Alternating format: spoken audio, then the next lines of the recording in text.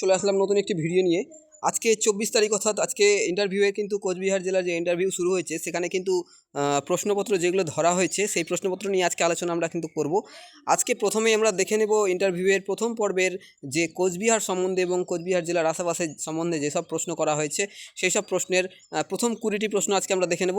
পরবর্তী প্রশ্ন নিয়ে কিন্তু আরেকটা ভিডিও আসবে সন্ধ্যার সময়। এখন এই প্রশ্নগুলো নিয়ে একটু আলোচনা হয়ে যাক, তারপর সন্ধ্যার সময় আমরা সিডিপি নিয়ে কিন্তু আলোচনা করব। তো প্রথমেই দেখে নেওয়া যাক আজকে 24 তারিখে কী কী প্রশ্ন করা হলো। প্রথম প্রশ্ন করা হয়েছিল উত্তর পূর্ব ভারতের প্রবেশদ্বার কাকে বলা হয়। তো উত্তর পূর্ব ভারতের প্রবেশদ্বার কিন্তু বলা হয় শিলিগুড়িকে। ঠিক আছে। তারপরে বলা হয়েছে সাদা মহাদেশ কাকে বলা হয়। সাদা মহাদেশ অর্থাৎ আন্টার্কটিকা মহাদেশকে সাদা মহাদেশ বলা হয়। সারা বছর বরফে ঢাকা থাকে, সেই কারণে এই মহাদেশকে সাদা মহাদেশ বলা হয়। পেঙ্গুইনের প্রধান খাদ্য কী। এই প্রশ্নটা কিন্তু আগেও হয়েছিল, তোমরা দেখেছো। অনেক প্রশ্ন কিন্তু রিপিট হচ্ছে। অতএব তোমরা প্রত্যেকে কিন্তু প্রত্যেকটা পিডিএফ সংগ্রহ করে নেবে আমার টেলিগ্রাম চ্যানেল থেকে এবং প্রত্যেকটি প্রশ্ন কিন্তু ভালো করে খুঁটিয়ে খুঁটিয়ে দেখবে। অনেক প্রশ্ন কিন্তু রিপিট হচ্ছে, এই প্রশ্নটা কিন্তু রিপিট হয়েছে। পেঙ্গুইনের খাদ্য কী। পেঙ্গুইনের প্রধান খাদ্য হলো ক্রিল মাছ। ঠিক আছে, এটা একটা ছোটো ধরনের চিংড়ি, মাছ এবং স্কুইড, বিভিন্ন ধরনের স্কুইড, এগুলো খাদ্য পেঙ্গুইনের খাদ্য। তারপরে বলা হয়েছে কাকে কম্পিউটারের জনক বলা হয়। কম্পিউটারের জনক আমরা প্রত্যেকেই জানি, চার্লস বেবেজকে কিন্তু কম্পিউটারের জনক বলা হয়। তারপরে প্রশ্ন করা হয়েছে দুটি ইনপুট ডিভাইসের নাম বলো। দুটো ইনপুট ডিভাইস হচ্ছে মাউস এবং কিবোর্ড, অর্থাৎ বাইরে থেকে যে ডিভাইসগুলোকে কম্পিউটারে যুক্ত করা হয় সেগুলো হচ্ছে ইনপুট ডিভাইস। এছাড়া কিন্তু আরেকটা হতে পারে স্পিকার। অনেক ক্ষেত্রে স্পিকার আমরা বাইরে থেকে লাগাই সেটা। তারপরে বলা হচ্ছে যে পশ্চিমবঙ্গের সবচেয়ে ছোট জেলার নাম কি। তবে আয়তনের দিক দিয়ে পশ্চিমবঙ্গের সবচেয়ে ক্ষুদ্রতম জেলা হলো কলকাতা। ঠিক আছে। তারপরে হচ্ছে আইসিটির ফুল ফর্ম কি। Information and communication technology.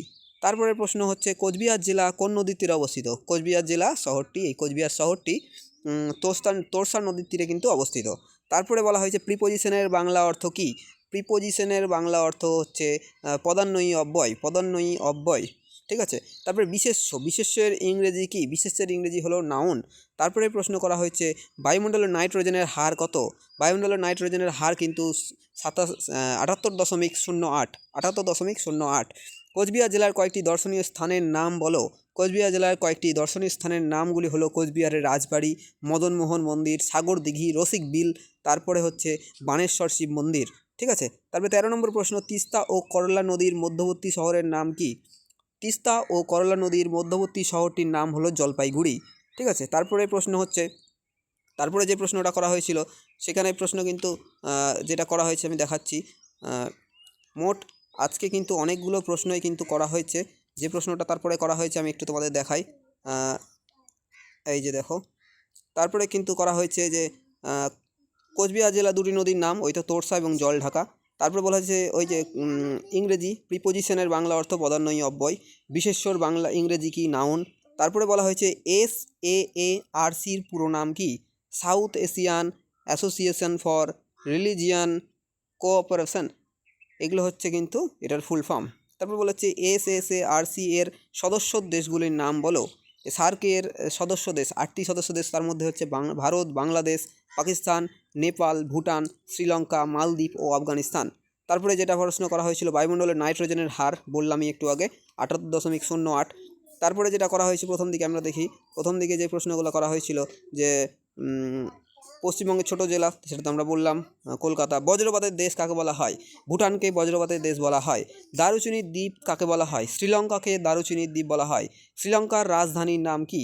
শ্রীলঙ্কার প্রশাসনিক রাজধানীর নাম হলো শ্রী জয়বর্ধন কোট্টে। ঠিক আছে। বাণিজ্যিক রাজধানী হলো কলম্বো। যদি বাণিজ্যিক রাজধানী বলা হয় তাহলে কিন্তু কলম্বো।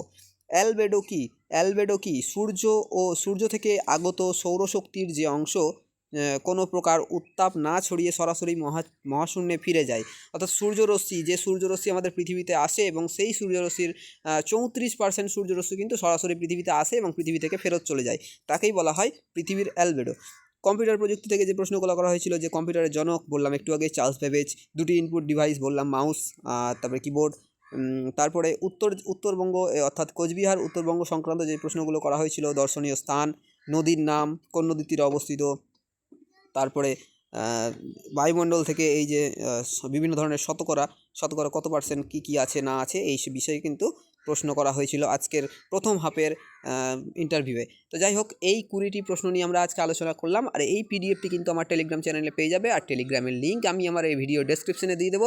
আর পরবর্তী আজকের প্রথম হাফের এবং দ্বিতীয় হাফের কিছু কিছু সিডিপি যে প্রশ্নগুলো করা হয়েছে চাইল্ড ডেভেলপমেন্ট, সেই চাইল্ড ডেভেলপমেন্ট থেকে যে প্রশ্নগুলো করা হয়েছিল সেইগুলো নিয়ে 50টি প্রশ্ন নিয়ে কিন্তু আর কিছুক্ষণের পরেই ভিডিও আমি আপলোড করব।